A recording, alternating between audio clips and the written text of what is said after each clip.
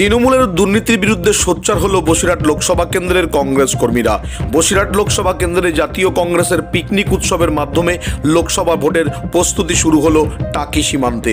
অভিনেত্রী নুসরাত জাহানের মতো রঙিন জগতের সাংসদকে আমরা চাই না। আমরা চাই না তৃণমূল কংগ্রেসের সাংসদ। নূতনভাবে লড়াই করে বসিরহাটের মানুষকে কংগ্রেসের সাংসদ উপহার দিতে বদ্ধপরিকর বসিরহাটের কংগ্রেসের কর্মীরা। জোট ছাড়া এককভাবে লড়ে বসিরহাট লোকসভা কেন্দ্রে মধ্যাহ্নভোজের মাধ্যমে লোকসভা ভোটের প্রস্তুতি শুরু করলো জাতীয় কংগ্রেস।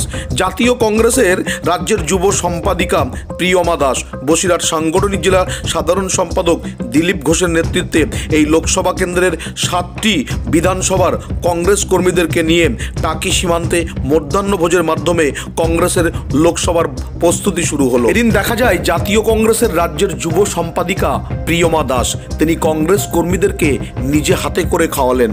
এমনকি প্রত্যেকের পাতে তিনি ভাত তুলে দিলেন, যে সমস্ত মেনু ছিল সেগুলোও তুলে দিলেন। এদিনের মেনুতে ছিল ভাত, ভেজ ডাল, মাংস, পাঁপড়, চাটনি, পান মশলা। জাতীয় কংগ্রেসের রাজ্য যুব সম্পাদিকা প্রিয়মা দাস জানান, সাংসদ নুসরাত জাহানকে এলাকার মানুষ কখনো দেখতে পায়নি। একসময় বসিরহাট লোকসভা কেন্দ্র ছিল কংগ্রেসের শক্ত ঘাঁটি। তাই কংগ্রেস কর্মীরা এই লোকসভা কেন্দ্রে নূতনভাবে নূতন মুখ নিয়ে আগামী দিনে লড়াই করে সাধারণ মানুষকে নূতন কংগ্রেসের সাংসদ হিসাবে বসিরহাটকে উপহার দিতে চাই, এমনটি আমরা বদ্ধপরিকর হয়েছি।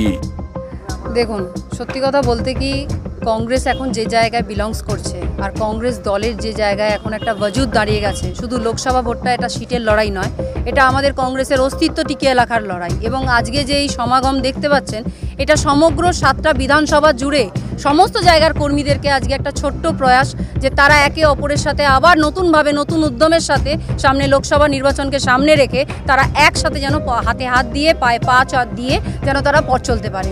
এবং এই গ্রাম বাংলার মানুষরা যারা রয়েছেন, তারা প্রত্যন্ত গ্রামের মধ্যে অনেক এমন পরিবার রয়েছে তাদের মধ্যে দুবেলা দুমুঠো তারা খেতে পায় না, তাদের খাবার জোটে না। এবং এই দুর্নীতিপরায়ণ যে সরকার চলছে, সেই সরকার যেভাবে মানুষকে একদম পিষে মারছে, সেই পিষে মারার থেকে আমাদের কংগ্রেসের চিন্তাভাবনাটা আগামী দিনে নতুনভাবে নতুন উজ্জীবনার দিকে আসতে চলেছে। জাতীয় কংগ্রেসের অনেক বর্ষিয়ান কর্মী যুব কংগ্রেসের সম্পাদিকা প্রিয়মা দাসকে বসিরহাট লোকসভা কেন্দ্রের প্রার্থী হিসাবে দেখতে চাইছেন। তবে এ বিষয়ে চূড়ান্ত সিদ্ধান্ত নেবে রাজ্য নেতৃত্ব, কে প্রার্থী হবে, এমনটি জানিয়েছেন বসিরহাট লোকসভা কেন্দ্রের কংগ্রেসের সাধারণ সম্পাদক দিলীপ ঘোষ।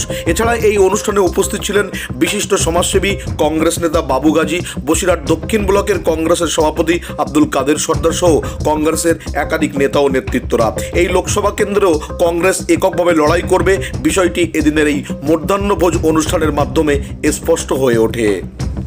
বিগত ৭৭ সাল থেকে সিপিএমের বিরুদ্ধে লড়াই করে আমরা টিকেছিলাম বসিরহাটের মাটি, বসিরহাটের লোকসভা, এবং তারা এই 11 বছর তৃণমূলের বিরুদ্ধে আমরা জাতীয় কংগ্রেসের কর্মী বা সৈনিক হিসাবে আমরা টেকে আছি। আমরা আশা করি যে সমস্ত এমপি এই বসিরহাটের মাটি থেকে জিতে যায়, তারা বসিরহাটবাসীর সুখ দুঃখের কোনো কথা ভাবে না এবং সঙ্গীও হয় না। তাই আগামী দিন আমরা জাতীয় কংগ্রেসের পক্ষ থেকে এককভাবে বসিরহাট লোকসভায় এই সিট আমরা দখল করতে চাই। তার জন্য যদি নূতনভাবে আমাদের উদ্যমনা লড়াই শুরু করতে হয়, আমরা নিশ্চয়ই আগামী দিন সেই লড়াই করে এগিয়ে যাব এবং প্রিয়ম্মাজির সমর্থনে, নূতন মুখের সমর্থনে আমরা আগামী দিন জাতীয় কংগ্রেসকে এগিয়ে নিয়ে যাব। আমরা এই দৃঢ় সংকল্প করে আমার সংক্ষিপ্ত বক্তব্য শেষ করছি। আমরা বসিরহাটের মাটি জাতীয় কংগ্রেসের শক্ত ঘাঁটি বলে আমরা মনে করি। বিভিন্ন সময় বিভিন্ন বাধ্যবাধকতার কারণে কংগ্রেসের জোট রাজনীতির মধ্য দিয়ে আমরা কংগ্রেস এখানে বিলুপ্তর পথে হতে চলেছি। আমরা চাই না যে আমরা একক শক্তিতে আমরা কংগ্রেস দাঁড়িয়ে থাকতে চাই। আমরা গত 4 তারিখে গিয়েছিলাম অধীর চৌধুরীর বাড়িতে এই জাতীয় কংগ্রেসের এই বসিরহাটের সিট যাতে আমাদের দেয়া হয় সেই আবেদন নিয়ে। আমরা আজকে আবার প্রমাণ করতে চাইছি যে বসিরহাট একা জাতীয় কংগ্রেসের নেতৃত্বে লড়াই করার মতো মানসিকতা রাখে। তাই প্রিয়মা দাসের নেতৃত্বে আজকে এই টাকির সীমান্তবর্তী এলাকায় একটা মধ্যাহ্নভোজনের মধ্য দিয়ে আমরা লোকসভা ভোটের আগামী প্রস্তুতি শুরু করে দিলাম।